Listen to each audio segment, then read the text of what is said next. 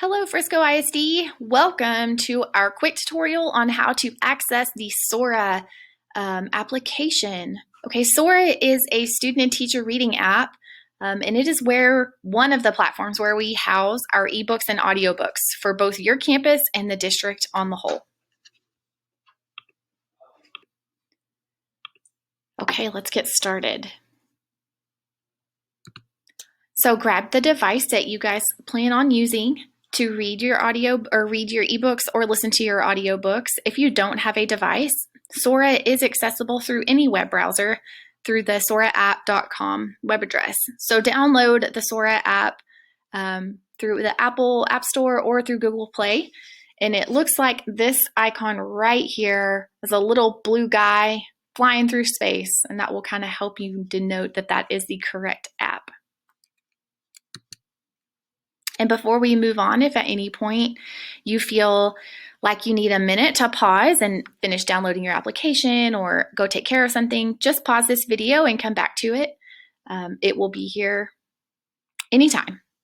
Okay, so once you've downloaded that app, you should be able to open the application up, and the first thing it will do is to prompt you to find your school.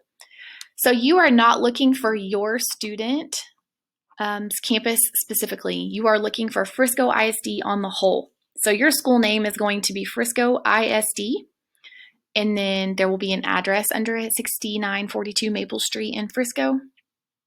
So once you have selected that location, click the green bar that says, "This is my school," and that will update your information. If for some reason you don't see Frisco ISD, you can go down here to the bottom and it'll say, "My school isn't listed."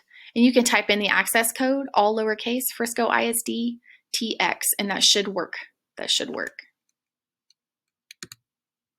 Okay, so then it's going to prompt you to sign into Frisco ISD once you have selected your location. So that sign-in information is going to be your 6-digit student ID number. If you are a staff member of Frisco ISD, you are using the first part of your email before the @ sign, and it is case sensitive. So if you are struggling to log in or it's not functioning properly, staff members, double check your email and make sure that you are capitalizing the right letters or that they are lowercase. And students, that should be it. Your 6-digit student ID number should work. And if it's not working, just put a pin in it and go speak to your campus librarian, and they should be able to help you. Another great thing about Sora is that once you have put in all of your information, it will save it for you and you will not have to log in again. Okay, so hopefully your information was successful and it opened up the application for you, and it will look sort of kind of like what's on the right-hand side of my screen here. It'll have a blue background. You can see preferences if you would like to choose, if you like fantasy books or you like graphic novels, and then collections over here. Our district will put together collections that are unique for your specific campus level.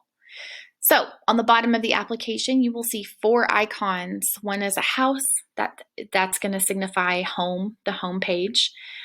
There are binoculars right here, and that is the icon that you would use to kind of explore the different options for your campus level. And then the books are going to signify the library. So if you've checked something out that you would like to listen to, that's where those are going to be stored. So if you decide to borrow your book, once you click on a book, you can borrow it and you can start reading immediately. It will be sitting over here in your library and it will say open book. That's what it's going to look like in your library. And then it'll tell you right here how many days you have to read that book. You can renew it one time, I believe. But watch that, because I have been there and I have gotten almost to the end of my book and it self-returns. So it'll return itself before you don't have to worry about returning it manually.